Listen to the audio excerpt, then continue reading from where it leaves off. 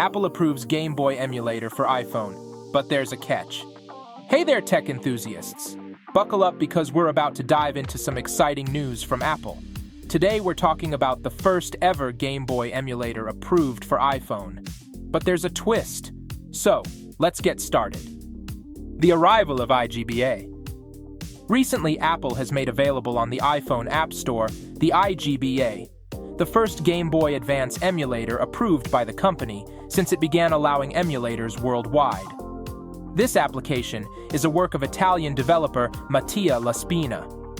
But there's a controversy brewing. The controversy. Another professional in the field contests this information.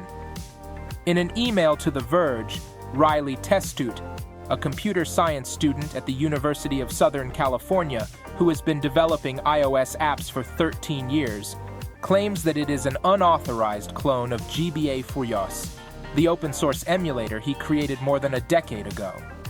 The licensing issue.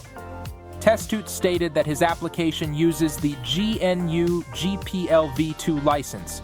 According to a post on Mastodon by Jesus A. Alvarez, an iOS software developer from Sweden, iGBA does not reference the license, which could violate programming terms. The developer's response. When reached for comment, Laspina did not explicitly confirm the use of Testoot's code, but told The Verge that he didn't think the application would have such a repercussion. The AltStore Connection. Testoot clarified that he is not disappointed with Laspina, but with Apple.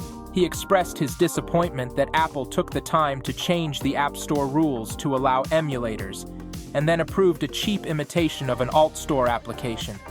AltStore is Testoot's alternative app store for iOS and iPadOS, which allows users to download apps that are not available on the App Store. The future of emulators on iOS. This controversy raises questions about the future of emulators on iOS. With the recent approval of the Digital Markets Act by the European Union, EU, Apple is now obliged to allow other app stores on the iPhone. It remains to be seen how this will impact the emulator landscape on iOS. That's all for today, folks. Stay tuned for more exciting updates from the world of tech. Don't forget to like, share, and subscribe for more. Until next time, keep exploring. Hey adventurers, every subscribe is a step forward in our quest.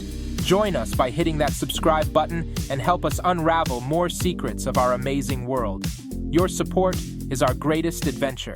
Thanks, and see you in the next exploration.